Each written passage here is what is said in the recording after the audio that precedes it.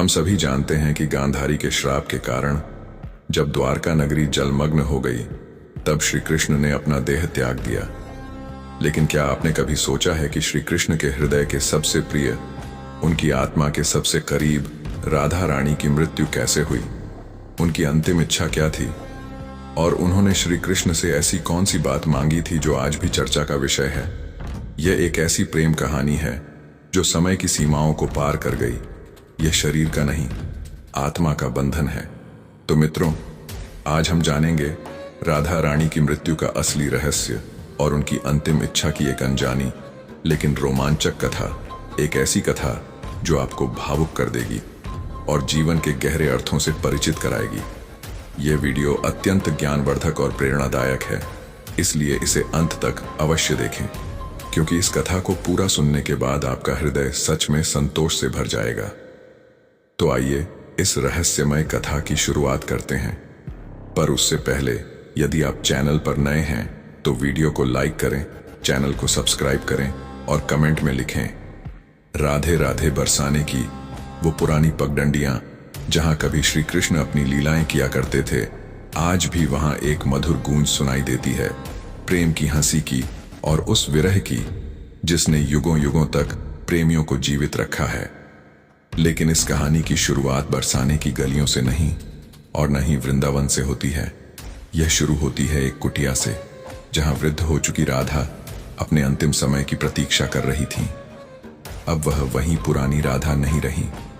उनका शरीर झुक चुका था, चेहरा झुर्रियों से भर गया था, पर उनके हृदय में अब भी वही किशोरी राधा धड़कती थी जो केवल श्री कृष्ण के लिए ही जीवित थी।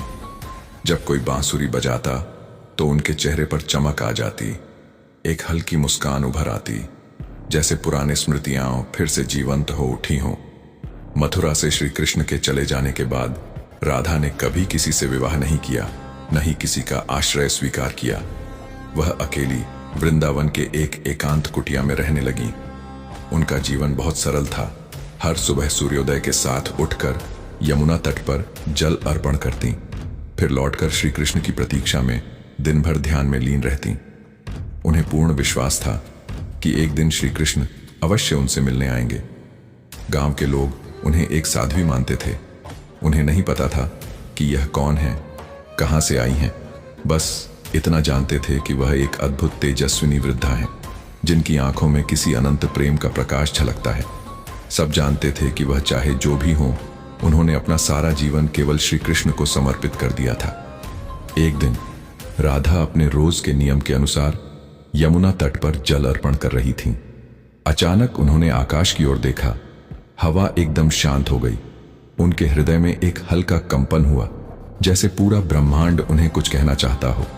उस दिन संध्या के समय राधा अपनी कुटिया के बाहर तुलसी के पेड़ के पास बैठी और हाथ जोड़कर बोली, अब मेरे जाने का समय आ गया है, लेकिन मैं ऐसे नहीं जाऊंगी। मैं तभी देह त्याग करूंगी जब स्वयं श्री कृष्ण मेरे सामने आकर प्रेम से मुझे पुकारेंगे। राधे। यह सुनकर गांव के लोग स्तब्ध रह गए। वे सोचने लगे, इतना बड़ा राजा भला इस वृद्धा से मिलने क्यों आएगा? पर किसी ने भी राधा की भक्ति पर संदेह नहीं किया, क्योंकि उन्होंने जीवन भर केवल प्रेम की परिभाषा को जिया था। उनका हृदय श्री कृष्ण के प्रति एक अनूठे प्रेम से भरा था। उधर द्वारका में बैठे श्री कृष्ण, जिनके पास सब कुछ था, फिर भी उनके मन में एक अजीब सी शून्यता थी। वास्तव में जब मनुष्य सब कुछ पा लेता है तब भी कभी कभी उसके पास कुछ नहीं बचता। श्री कृष्ण की स्थिति भी वैसी ही थी। अचानक उन्होंने भीतर एक अद्भुत खिंचाव महसूस किया। उन्होंने अपनी आंखें बंद की और राधा का पुकार प्रभु उनके हृदय में गूंज उठा। उनकी आंखों से आंसू बह निकले, पर मन में एक गहरा शांति का अनुभव हुआ। श्री कृष्ण तुरंत सब कुछ छोड़कर उस कुटिया की ओर चल पड़े जहां राधा रानी उनकी प्रतीक्षा में थीं। जब श्री कृष्ण वहां पहुंचे, राधा तुलसी के पेड़ के नीचे ध्यान मग्न बैठी थीं। श्री कृष्ण धीरे से बोले, राधे। यह शब्द सुनते ही राधा की आंखें खुलीं। उनके चेहरे पर अलौकिक प्रकाश छा गया। उनकी आंखों में वही पुराना प्रेम झलक रहा था जिसे न कहा जा सकता था, न छिपाया जा सकता था। राधा ने मुस्कुराते हुए कहा, प्रभु, अब मेरे जाने का समय आ गया है। अब मेरी आत्मा केवल विश्राम चाहती है। यह सुनकर श्री कृष्ण ने राधा का हाथ थाम लिया। उनकी सांसें धीमी होने लगीं और उसी तुलसी के वृक्ष के नीचे उन्होंने प्राण त्याग दिए। पर यह अंत नहीं था। यहीं से शुरू हुआ एक अद्भुत रहस्य। राधा की आत्मा को मोक्ष प्राप्त हुआ, पर उनके अंतिम शब्द आज भी श्री कृष्ण के हृदय में गूंजते हैं। प्रभु, जब इस पृथ्वी से प्रेम का अर्थ मिटने लगेगा, तब मैं फिर लौटूंगी, क्योंकि प्रेम जीवन का मूल है और इसे समाप्त होने नहीं दिया जा सकता। जिस स्थान पर राधा ने देह त्याग किया था, वहीं एक नया पौधा उगाया जो तुलसी से भी अधिक तेजस्वी था। गांव वाले उसे राधा वृक्ष कहने लगे और उसकी पूजा करने लगे। पर कोई नहीं जानता था कि उस वृक्ष के नीचे एक रहस्य छिपा है, राधा के पुनर्जन्म का रहस्य। युगों बीत गए। जब धरती पर प्रेम का मूल्य घटने लगा और लोग भोग विलास में डूबने लगे, तब बरसाने से कुछ दूर एक साधारण किसान के घर एक कन्या का जन्म हुआ। उसका नाम रखा गया ललिता। पर ललिता कोई साधारण बालिका नहीं थी। बिना किसी से सीखे वह बांसुरी के मधुर स्वर बजाने लगी। उसकी बांसुरी की धुन सुनकर पेड़ों के पत्ते हिलने लगते, पक्षी नाचने लगते। गांव वाले कहते, यह कोई सामान्य बालिका नहीं, कोई देवी का अवतार है। उसे देखकर सबके मन में राधा की याद ताजा हो जाती। जब ललिता 7 वर्ष की हुई, एक दिन वह यमुना तट पर बैठी थी। उसी समय एक साधु वहां से गुजर रहे थे। उन्होंने ललिता की आंखों में झांक कर कहा, यह वही दृष्टि, वही मुस्कान। राधे, तुम लौट आई हो। ललिता को अक्सर स्वप्न में एक सुंदर श्याम वर्ण के पुरुष दिखाई देते, जो कोई और नहीं, स्वयं श्री कृष्ण थे। वे कुछ कहते नहीं, केवल बांसुरी बजाते, और वह बांसुरी की धुन ललिता के हृदय को स्पर्श कर जाती। एक दिन ललिता ने अपनी मां से पूछा, मां, यह प्रेम क्या होता है? मां मुस्कुराई, तू अभी बच्ची है, तुझे यह समझने में बहुत समय लगेगा। ललिता चुप हो गई, पर उसकी आंखों में एक पुरानी पीड़ा झलक रही थी, मानो यह प्रश्न उसने किसी पिछले जन्म में भी पूछा हो। जब वह 13 वर्ष की हुई, एक दिन यमुना तट पर बांसुरी बजा रही थी। अचानक उसकी बांसुरी से एक अद्भुत दिव्य स्वर निकला, वही स्वर जो वह सपनों में श्री कृष्ण की बांसुरी में सुनती थी। अचानक भूमि फटने लगी और वहां से एक मूर्ति प्रकट हुई, एक स्त्री की मूर्ति जिसके हाथ में बांसुरी थी। ललिता ने उसे उठाया। तभी उस मूर्ति से एक दिव्य आवाज गूंजी, तुम लौट आई हो राधे। ललिता चौंक उठी, यह मूर्ति कौन है और मुझे राधे क्यों कहा जा रहा है? यही से शुरू होती है राधा के पुनर्जन्म की वह रहस्यमयी कथा, जो बताती है प्रेम कभी मरता नहीं, वह केवल रूप बदलता है। तो चलिए अब जानते हैं इस कहानी का एक और अध्याय, जो और भी अधिक रोमांचक और रहस्यमय है। लेकिन उससे पहले, अगर आपको यह कहानी अच्छी लग रही हो तो वीडियो को लाइक करें और कमेंट में लिखें राधे कृष्ण। उस दिन के बाद से ललिता के स्वभाव में धीरे धीरे बदलाव आने लगा। वह अब गहरे विचारों में डूबने लगी। वह जानना चाहती थी कि वह कौन है, उसका जन्म क्यों हुआ है और क्यों प्रेम और कृष्ण, इन दोनों शब्दों की ओर उसका हृदय इतनी गहराई से आकर्षित होता है। उसी समय एक साधु, जो कई वर्षों तक हिमालय में तपस्या करके बरसाना लौट रहे थे, उन्होंने ललिता को देखा और स्तब्ध रह गए। उन्होंने कहा, युगों पहले मैंने ऐसी आंखें केवल राधा में देखी थीं। बेटी, तुम इस युग की नहीं हो, तुम्हारा जन्म एक विशेष उद्देश्य से हुआ है। ललिता ने पूछा, वह उद्देश्य क्या है? साधु ने आंखें बंद कर उत्तर दिया, इस युग में प्रेम अब केवल एक शब्द बनकर रह गया है। तुम्हें फिर से प्रेम को जीवन का सार बनाना होगा। और इस प्रकार बरसाने की गलियों में एक नई कथा जन्म लेने लगी। दरअसल यह नई नहीं, बल्कि पुरानी राधा के पुनर्जन्म की कथा थी। अब ललिता युवावस्था में प्रवेश कर चुकी थी। उसके मन में एक अजीब सी व्याकुलता रहती, जैसे कोई उसे पुकार रहा हो। रात के सन्नाटे में वह अकेले यमुना तट पर जाती और उस अज्ञात पुरुष की कल्पनाओं में खो जाती, जो उसके स्वप्नों में बांसुरी बजाता था। एक दिन ललिता ने अपनी मां से पूछा, मां, क्या प्रेम बिना कहे भी हो सकता है? मां मुस्कुराई और बोली, बेटी, सच्चा प्रेम तो वही है जो कुछ कहे बिना भी हो जाता है। लेकिन ललिता तो कुछ और ही सोच रही थी। उसका हृदय ऐसे व्यक्ति के लिए धड़कता था जिससे वह कभी मिली भी नहीं थी। एक दिन वही साधु ललिता को अपने आश्रम बुलाकर बोले, राधे, अब समय आ गया है। कृष्ण इस युग में जन्म ले चुके हैं, परंतु इस बार वे एक ब्राह्मण के रूप में अवतरित हुए हैं। तुम्हें उन्हें ढूंढना होगा। यह सुनते ही ललिता के चेहरे पर आनंद का प्रकाश फैल गया। जिस क्षण की प्रतीक्षा उसने जन्मों तक की थी वह अब आने वाला था।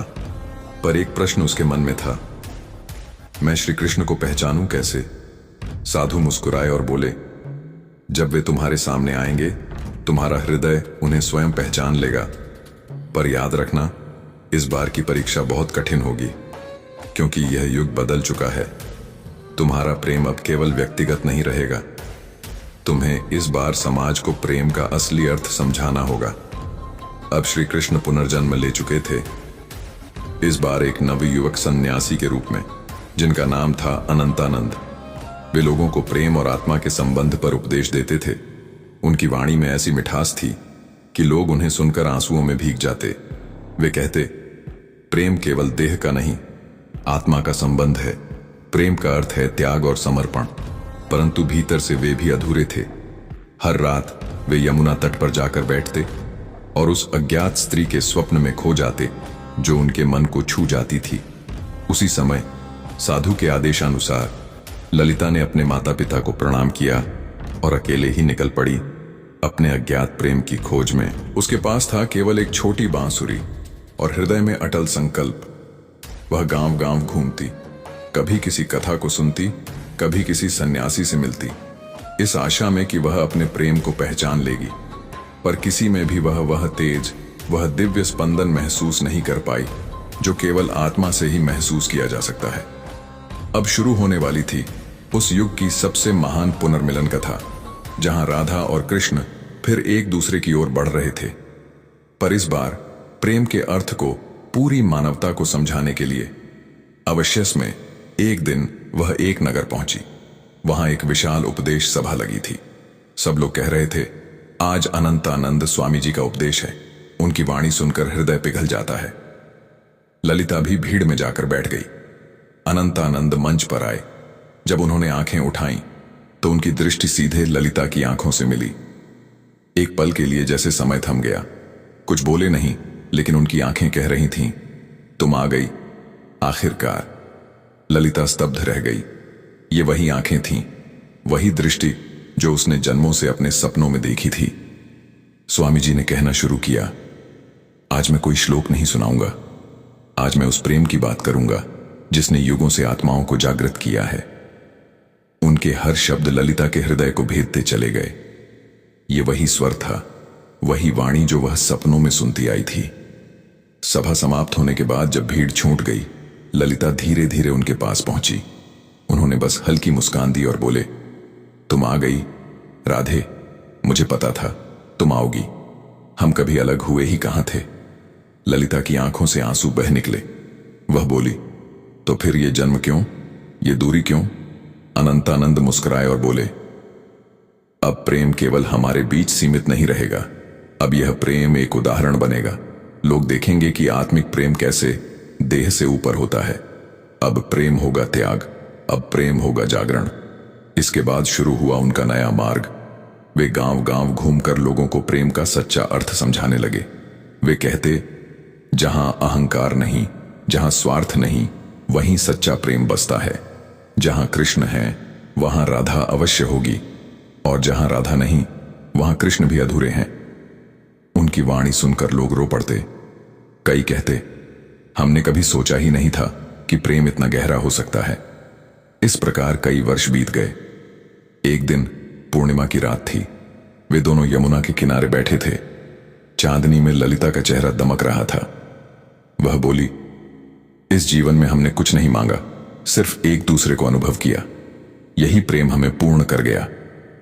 अनंतानंद ने उत्तर दिया, यदि इस युग में कोई प्रेम को समझना चाहे तो बस हमारी ओर देखे। कुछ वर्षों बाद दोनों ने गहन तपस्या में प्रवेश किया और एक दिन शरीर त्याग दिया। लेकिन आज भी लोग कहते हैं, जब बांसुरी की मधुर ध्वनि बहती है जब चांदनी यमुना पर झिलमिलाती है तब राधा और कृष्ण फिर से इस धरती पर मिलते हैं, मानव रूप में।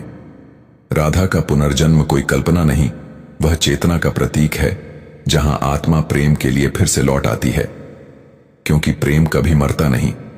श्री कृष्ण और राधा बार बार जन्म लेते हैं ताकि हमारे हृदय फिर से प्रेम से जागृत हो सकें। यदि यह कथा आपके हृदय को छू गई हो तो कमेंट में लिखें राधे कृष्ण, और ऐसी ही अद्भुत कथाएं सुनने के लिए चैनल को सब्सक्राइब करें। राधे राधे।